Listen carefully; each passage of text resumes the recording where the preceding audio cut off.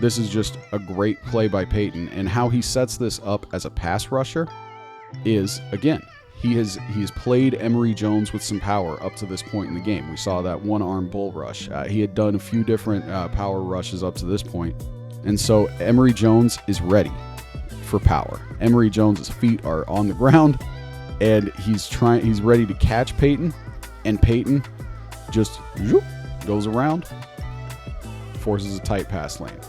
Just absolutely high IQ play here. And this is strategy. This is back and forth, you know. Jones has some answers for him later, but Payton wins this one. Hello, good people.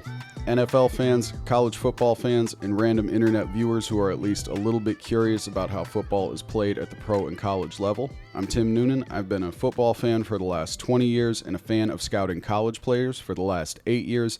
And today I'll be looking into the game of Patrick Payton, an edge prospect in the 2025 NFL Draft out of the University of Florida State. I'll also be telling you what you can expect from his game this Saturday against Georgia Tech at 11 a.m. If you're here for draft analysis, you can skip to this timestamp in the video and you will bypass all the film that I'm going to look into of his game. And I will talk about the round that I think he's going to go in, where I think he fits in the NFL, who I think he compares to in the NFL, and generally what I think you can expect from him at the next level as a pro. But if you're here to watch some film and watch a guy play football, we can get into it. If you like the video, make sure to take a second to hit the like button, subscribe to the channel, and hit the little bell so that you know the next time I'm on here talking about football at the pro or college level. By the end of this video, I guarantee that you will have at least one unique thing to look for in Patrick Payton's game this Saturday, or something to talk about with friends as you watch the game. Without further ado, let's get into what to expect from this breakdown of Patrick Payton. The first thing that jumped out to me with Payton was his ability to move, how quick he was, how agile he was, especially for the tall and sturdy frame that he has. He is really useful on twists and stunts when he's moving around the field. He's really useful as a speed rusher, and he just gets off the snap really quickly. And when he's pursuing ball carriers, he is a sure tackler, and he takes great angles to take down ball carriers. The second facet of his game I'm going to look at is his strength and his pad level. He's not the strongest defensive lineman, but he is a really solid 5 technique, just a guy who can bookend a defensive line, create a good pass rush, be credible out there on rundowns so that you don't have to take him off the field. And he's really the complete package in terms of being able to rush the passer, but also hang in on rundowns.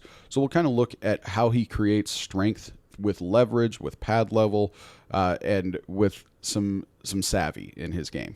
In the third section of the video, I will get into some things that I would like to see improve. I would like to see his bend improve as a pass rusher. You got to be able to get low, bend around offensive tackles, and stay strong through pass rushes. And he had good starts to a lot of pass rushes in 2022 and 2023, but I really want to see him take a step up this year in being able to shoulder offensive linemen, get around them, and finish reps either getting hits or hurries or sacks on quarterbacks.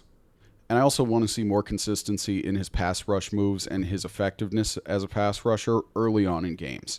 I noticed a pattern where as games went on and he figured out offensive linemen, he set up strategies, he had good counters, and then he could attack guys late in the game. I want to see him make more of an impact early on as soon as the ball is snapped. And finally, I'll close out the video with some examples of how I think he fits in the NFL. I'll get into the round that I think he's going in, who I think he compares to, and what kind of defense I think he fits in. I think because he is sort of this complete package of being a pass rusher and a run stopper, I think there's a lot of places that could use a guy like him, and I'm excited to show you why. All right, so to start off, we're going to be looking at his movement and his ability to pursue ball carriers. So this first clip against LSU, we see him basically just cross over this offensive lineman. We're going to see him go up against this right tackle a few times in this video. Now, the right tackle here is Emory Jones. This is a potential first, second, third round pick at offensive line in his own right. There's a lot that I like in Emory Jones's game. So when he pops up here, just know that Emory Jones is a really good test for NFL competition for Patrick Payton. So in real time, what we see is, Payton just scoots inside, tips that ball up in the air, pass goes incomplete, creates nice disruption on that play. And how he does this is sort of sets up like he's going to go out to the edge, gets hands on the offensive lineman, and then has a nice little just swipe move, gets on the inside shoulder of the offensive lineman, bats that pass away. And the technique there is pretty solid. I would like to see it be a little bit cleaner, but the speed, the movement that you see there, where he is basically just crossing over this offensive lineman, great early movement to see here against a potential NFL offensive lineman. Against Florida in 23, what we see here is he just moves really quickly on a stunt. This is a really unlucky call for Florida. Tough time to cue up the quarterback draw, and Payton just that guard needs to pass off the interior defensive lineman to the tackle, and the guard needs to handle Payton. But Payton moves so quickly, it's a problem. I don't think that guard really ever thought he had a chance, and so just kind of gave up there. Payton comes down with a nice tackle at the line of scrimmage. Staying with this Florida game for this clip, what we see here is a little bit of Payton's length on display. I talked a little bit about his frame, his size. He is a rare sort of build in terms of being 6'5", about 240 pounds in 2023, and he's going up against a gigantic offensive lineman. This offensive lineman is listed at about 6'5", 340 pounds, so a lot of power in that offensive lineman. And Payton just moves really quickly to get out of the grip of that offensive lineman. Uses his length to keep some distance, and I mean that offensive lineman can't stay in position. And just a really nice assisted tackle here from Payton. Wraps up that running back, brings him down short of the line to gain, sets up a 3rd and 1. Against Clemson in 23, just has a really nice pursuit play, doesn't give up, follows this tackle a few yards downfield. And I just like the vision, the reactions, and the speed here. All right, running back catches this ball between the hash and the numbers. Payton's a little bit behind the running back here, and just really nice to be able to pursue that runner when at the beginning of the play, he starts off eyes in the backfield, completely out of position, not because he's doing anything wrong, but because that's his responsibility is to read that situation between the quarterback and the running back, and still has the length and the speed to pursue and make that tackle look really easy. And because of Payton's length, size, speed, and his versatility, the defensive coordinator at Florida State, Adam Fuller, liked to mix him in over the interior of the offensive line. So we actually see him here as a stand-up linebacker against Florida in 2023. And this is just an interesting wrinkle to his game because that's disruptive. Offensive lines are going to have a little bit of a problem if you got Patrick Payton standing up on a 3rd and 14. It's just nice to know that if you want to be creative with Payton, he has got the length, size, and speed to go ahead and throw him over the middle of that offensive line as a stand-up linebacker and shake it up, see what happens. And against LSU in 2023, very similar situation. You see him standing up over the middle of that offensive line. He goes ahead, ends up in that position where he's normally pass rushing anyway against Emory Jones. It's just a creative way to get there. There's a lot that can be done with Patrick Payton because of his athleticism, his ability to move, his motor and his vision to pursue, to take good angles, his sureness as a tackler, and that's really the bedrock of his game, is his movement, his pursuit, his athletic versatility. Now, the second layer to his game is his power and his pad level. Now, he is not the most powerful player, but because of his size and because he is fairly sturdy for the frame that he has, for having a 6'5" body with long arms, he does really well to keep his pads low, extends his arms, and he's got great vision to just keep himself in positions where he really can make the most of his leverage. So against Syracuse in 2022, we just see him push this offensive lineman back on a run play. This is just a simple inside zone that this offense is running. And so the role of the offensive lineman here is either to gain some ground on our guy Payton here, or at least to box him out so that there's a clean run lane for the running back to go through. And Payton just disrupts that. Payton gets into the backfield. He's extending his arms. His eyes are up. He's in the gap right there, so the running back does not have a viable run lane. He would have to bounce way outside. And just creates a little bit of havoc on that offensive line. So this is at a stage in his development where he doesn't have the strength that he has today. He's about 15, 20 pounds lighter in this clip than he is today. He gained about 10 pounds in the last year. So the strength that we're going to be seeing in these clips, I think we can expect that he will look stronger this year because of that extra 10 to 15 pounds on his frame. We're going to see the impact of that strength. So against LSU in 23, we see him against Emory Jones again. And what we're looking at here is just a nice one-arm power rush. With that length and that power that he has, he does really nicely at the beginning of this rep to drive into the chest of Emory Jones with one arm. Not easy. And you see how low he gets. And he is maintaining that power. He's maintaining balance through that. And Emory Jones finally catches some traction on the ground and is able to yoke him up before he ends up in the lap of Jaden Daniels. But this is still a good amount of damage for a defensive lineman.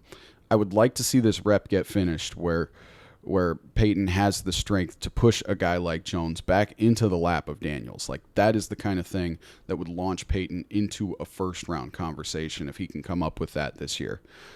But as it stands right now, that's just a really great rep and a nice one-arm bull rush technique in development in 2023.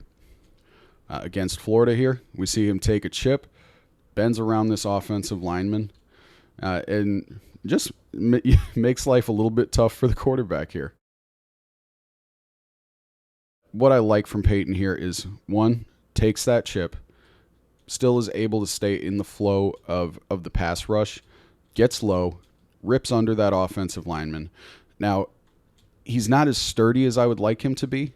You know, I'm hoping this year that with the extra 10, 15 pounds he's got on his frame, rather than losing his footing a little bit there and kind of falling forward at the end of the rep, I'm hoping he can finish through these kinds of reps and continue getting pressure to the quarterback. But that said, there is a lot to like here technique-wise. And I think this is a really solid rep. I didn't count this as a hurry or anything. He doesn't hugely impact the play. But just because of where he is, you can see the quarterback drifts out as that pressure starts to get there. Same game against Florida in 23. I really like that he anchors here against this run play, is able to shed the blocker, get into the backfield here with the same rip move we just saw, just a different version of it because he's got to anchor and tighten up this run lane. So prevents a bounce out, forces the running back to go and take a tighter angle inside where there's a lot of help from Florida State. Obviously it'd be great if he came down with that tackle. At this point, I think he has fulfilled his role on the play. I think he's just there to tighten up a run lane and spill this run so that his guys can go and make a tackle. Teammates are not in fantastic position here, so Florida ends up with a nice run, and the running back follows blockers really well here. But just really solid anchor for a guy who is still developing power at this point in his career in 2023 against Florida. And finally against Clemson in 23, last example of power, just gets into the chest of right tackle Blake Miller. This is another 2025 draft alert. Blake Miller might be an offensive lineman who goes in this year's draft. Looking like somewhere between maybe second and fifth round for that guy. I don't know if he decides to go, depending on also tape he puts up this year, all that. So this is a stout offensive lineman, but Blake Miller is a little bit more athletically built than some of the heftier linemen we've seen against LSU and Florida. So what Payton does here is he attacks him just in his chest. Payton is low, comes out of this snap very low. You can see he's basically, his helmet is at the chin of Blake Miller's helmet. So great low pad level, and eyes are in the backfield, and he is able to just shed Blake Miller like a bad cold. His teammates swarm to the ball here, so he doesn't have to go and make a tackle or anything. But if this ball gets bumped out if this running back gets bumped out to Payton's side, he's there to make an impact. In this third section of the video, I want to talk about his bend and his pass rush consistency. I talked about it a little bit in the previous section. I just want to see him be more sturdy when he's bending around offensive linemen. I want to see more consistent pass rush moves throughout the entirety of games. So we'll look at some examples of what I'm talking about here. So against Florida in 23, what I want to see on this rep is I just want to see him land his hands on the offensive lineman, because he's coming into this rep with a lot of speed, and I want to see him turn that speed into power. That is an absolutely crucial part of any edge player's pass rush game. So what we see here in real time is the offensive lineman just kind of bats him out, washes him out of this play. And look, it is great that Payton has the speed, that the offensive lineman basically has to turn his butt towards the line of scrimmage. That's always great for a pass rusher to force that from an offensive lineman. That said, as soon as the offensive lineman lands hands on him, Payton's out of this play. So what I would like to see is Payton do better to attack the hands of this offensive lineman, because you see right there, the arms of the offensive lineman are extended onto Payton. And what I would like to see coming out of this point in the rep is Payton having a hand on one of the offensive lineman's arms, swiping those arms down. Even if you're not able to fully keep the hands off of you, at least try. You've got to work with your hands through this pass rush, because Payton is not the kind of pure speed rusher that can solely just run around a guy. Because this is a garden variety offensive lineman at right tackle, big dude, talented dude. But this is a guy you absolutely have to be able to put in work with your hands against. Against LSU in 23, we just see him get yoked up by Emory Jones. So when his pad level isn't good, there's nothing going for him. That he creates all of his power through low leverage, and because of his size, because of his length, low pads means a lot of power. High pads, man, he just looks out of sorts. And Emory Jones is able to just wrap him up, keep him from making any impact on Jaden Daniels. And also, similar to the last rep, there's not enough work with his hands. So Jones, at this point in the rep, has given himself up. He's made himself vulnerable. He's standing up a bit. He's leaning forward. His head is a little bit over his toes. Arms are out there. So this is a point that a skilled technical pass rusher just is.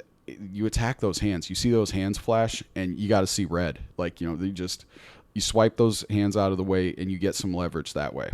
Jones has given himself up, and Payton just doesn't take advantage of that. And so going into this season, I really want to see Payton, when he gets these opportunities that when offensive linemen give themselves up, I want to see him take advantage of those. Against Oklahoma's Tyler Guyton in 22, we see very similarly here, right? Just not attacking the hand. So even though he has beaten Guyton to a step where Guyton's butt is facing the line of scrimmage, Payton doesn't do anything to attack the hands and arms of Guyton. And so that offensive lineman just washes him out of this play. And this actually results in a touchdown for Oklahoma. There's a clean passing lane to Payton's side. And so this is a 2022 Cheez-It Bowl against Oklahoma. And so, yeah, this is a rep where if Payton can be a bit more disruptive, maybe he tightens up a passing window because a quarterback's got to release quickly. And we'll see an example in a bit where he does that. And granted, this is 2022. This is against, a top-tier offensive lineman who went in the first round of last year's draft. What at the minimum, what I would want to see is just the attempt to do something with Guyton's hands. Another rep against Guyton in 22, just heavy hands. And this is where he gets into trouble if his pads aren't low. And he actually does try to land some hands here on Guyton. You can see he is trying to work with, trying to work something. I don't know what he's trying to work, but Guyton has heavy hands. He stuns him. And so I highlight these plays from 2022, not to rag on Payton, not to show him at a weak moment, but I highlight it because at the NFL level, players can regress to bad habits, and this is a bad habit that he has. It's not being effective enough with hands, not working enough with his hands, and this is early in his career. So this did get better in 23, and I still want to see it get better in 24, but I think it's always good to look early in a guy's career to see where the baseline is when that growth, when that growth hasn't happened. Who is he before that growth? And obviously, you want to judge a guy by where he's at. So this is not to knock him. This is just to say, hey, if he's not on his P's and Q's, these are the things that he can revert to. Closing out this section, one overall concern I have is how well he matches up with offensive linemen who are similarly athletic to him. So obviously, no offensive lineman is going to be the athlete that Patrick Payton is at 6'5", 250. But for those offensive linemen who are really fluid movers, who are agile and flexible, I could foresee some problems because he wins a lot with speed and positioning and leverage. And if there is an offensive lineman who is 75% the athlete that he is, he can be vulnerable. And so an example of that popped up against Florida a few times against this tight end, Hayden Hansen, gigantic athletic tight end, 6'6", 265 pounds. This is about as big as tight ends get in college football. And this guy's an athlete. So what you see here is on this run play, Hansen just locks up our guy Payton. And there's not a ton technique-wise to get into. Payton can't get free. He can't shed. He can't use his length here. This is just a guy who is a very similar athletic profile to Payton, locking him up. And we'll see in a bit, Payton figures it out against Hansen. But this does raise concerns for me about, how well is Payton going to match up at the next level, and even this season against those top-tier athletic offensive linemen. In the fourth section of the video, I will talk about where he projects in the draft, where I see him fitting, and who I think he compares to in the NFL. Just to start off, I think most realistically I see him going from 2nd to 5th round, depending on how the year shakes out. I think if we see a lot of similar play this year as we did last year, I think he can firmly hold a 2nd round spot. There are plenty of teams who could use a guy who is as versatile as he is in terms of being able to hang in there on rundowns and be effective in pass rush situations, while also showing the ability to grow, because his development from 22 to 23, in particular as a pass rusher, I think is impressive, and it shows a guy who was really committed to getting better year over year. I have that range of 2nd to 5th round because it's going to be curious seeing how well he plays being the guy at Florida State this year on that defensive line. Last year, he had a 1st and 2nd round pick on that defensive line in Braden Fisk and Jared Verse. So offensive lines had their hands full game planning for Florida State. This year, he's going to have more of that spotlight. He's going to get more chip blocks. He's going to draw more double teams. There's less attention to go around to other guys, and there's more attention that's going to be on him. So, if he doesn't step up, if he doesn't maintain that level of play, I still think he has too many skills to go undrafted. I don't see him hanging in there for another year. I think this is the year. He went to ACC Media Days as the representative for Florida State. He's talking about how he is one of the leading voices on the defense. It seems like he's shaping up to be a 2025 prospect. But the window that he goes in, I think, if everything stays consistent where he's at, maybe he gets a few things better with pass rush, gets a little bit more consistent with the anchor, with that extra 10 to 15 pounds on his frame, boom, 2nd rounder, easy money. If he hits a lot of adversity, struggles being the star on the team where offenses are game planning for him more, then he could slide to the 5th round. But if he steps up his pass rush, not a lot, but just gets a little bit more consistent, finishes around the edge a little bit more consistently, finishes with more strength, is able to anchor a little bit better in the run, I could see him being a 1st round guy because, again, that length and the size that he has, just does not come around a lot. And so that, with the style of play that he has, makes him a valuable player. I think he fits in a 4-3 base defense with his hand in the dirt. Of course, we saw those stand-up opportunities where he was a pass rusher from standing over the interior offensive line. I don't think that's his game. I think that's a fun wrinkle that you can throw in there, but he is always going to have his hand in the dirt. So the teams that I think he fits with, first front of mind for me is Dallas Cowboys. DeMarcus Lawrence is 32 years old. He's coming to the end of that contract, and Dallas could do well to find a young 5 technique in our guy Payton here, who could take up that DeMarcus Lawrence mantle and sort of be more of the beef and the power on the opposite side of Micah Parsons, so Micah Parsons can continue to wreak havoc for the next however many years. It's going to be too many damn years that Micah Parsons gets to do what he does. He's great. I could also see him being defensive end in like Mike McDonald's Seahawks defense. I think any team really could use a guy like this because the NFL is running nickel defense like 2/3 of the time anyway. And so no matter what base you're coming out of, every defense is going to end up with 2 big defensive linemen, 2 defensive ends, and then what you do with those guys is, there's wrinkles for different defensive styles. But I think all 32 teams could use him just because he's a defensive end who plays the pass and plays the run. Like I said, I see him fitting more with Dallas or with Seattle, where they have a little bit more of a base that is friendly for his style of play. Especially Dallas with DeMarcus Lawrence getting to the end of his career, but time will tell. The professional comparison that I have for him is Marcus Davenport. In terms of size, they stack up very similarly.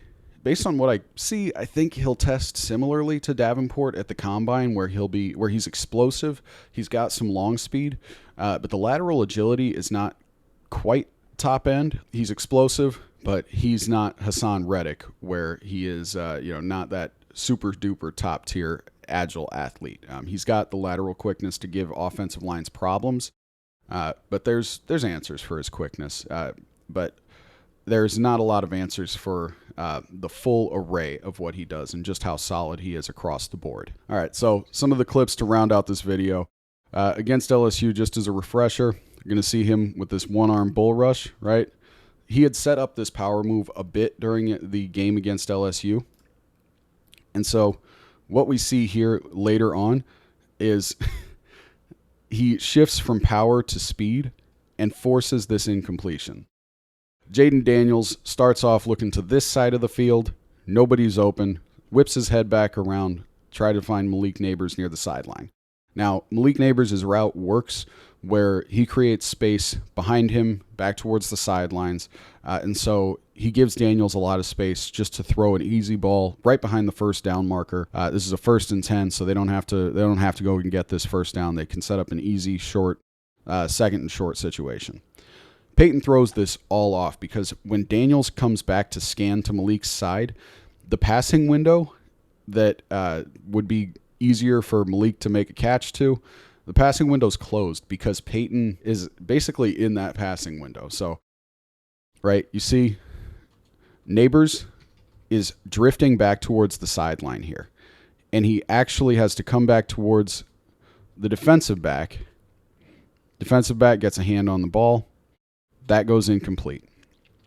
Now, looking at Jaden Daniels here, when he comes back around to this side of the field and he's gearing up to throw this ball, he knows this ball has to go to the open space off to the side of Malik here.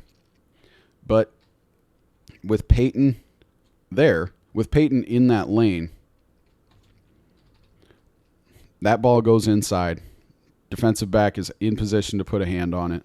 This is just a great play by Payton, and how he sets this up as a pass rusher is, again, he's played Emory Jones with some power up to this point in the game. We saw that one-arm bull rush. He had done a few different power rushes up to this point, and so Emory Jones is ready for power. Emory Jones's feet are on the ground, and he's ready to catch Payton, and Payton just goes around, forces a tight pass lane. Just absolutely high IQ play here. And this is strategy. This is back and forth. Jones has some answers for him later, but Payton wins this one. Another refresher against Florida. This is that big tight end who locked him up on that run play. Okay, right? I have my concerns about how he goes up against these more athletic blockers. Later on in this game, Payton has the opportunity to go up against the tight end in a pass rush situation, and it does not go well for this guy. I'm not going to get into a ton of technique here. This is just clear-cut win. So for those concerns that I have about, how does he go up against more athletic blockers, there's reason to believe he can do this. And I love how much effort he plays with, right? Initially, he gets washed out of this play by Blake Miller, and he has to take a really wide route. But you know what? The play's still going, and so is Payton. And so, besides the effort, besides the motor, you obviously just see that speed on display. Blake Miller, the right tackle, thinks that he's safe, he's cool. Nah, man, it's done. That's a sack for Payton. And again, with that motor, he actually drives Blake Miller to the ground on the first play of this game. And obviously, he gets some help. There's a pile behind Miller. But he's ferocious out of the gate. And he plays the rest of this game much more contained, and he's got eyes in the backfield. He's clearly reading stuff. But this first play, he's just into Blake Miller's body, just setting the tone. And I like that from any defender. And when he puts it all together, getting off the snap quickly, getting low pad level, putting that pursuit and effort to work, making a solid tackle. This is what it looks like, man. Gets low, has the power to stay sturdy and stay upright, has the balance to stay on his feet, jump upfield, get this sack. When everything goes right, that's what's in Payton's game in the pass rush. Again, if you like the video, make sure to take a second to hit the like button, subscribe to the channel, hit the little bell so that you know the next time I'm on here talking about football at the pro or college level. If you have thoughts or anything you want to share about Patrick Payton that I might have missed, please put those in the comments below. I will respond to every single commenter, and it's really fun going back and forth with people who watch these videos. Thank you for your time. I will be back here same time next week with a look at Carson Beck ahead of his August 31st matchup against Clemson. Carson Beck is a potential #1 overall pick. I love looking at quarterbacks. There's so much to break down in every single person's game. So just super excited to get into the look at the player, the person, Carson Beck, and see where he stacks up for the 2025 NFL Draft, and hopefully give you some things to walk away with to watch for that August 31st game against Clemson. Until then, be well.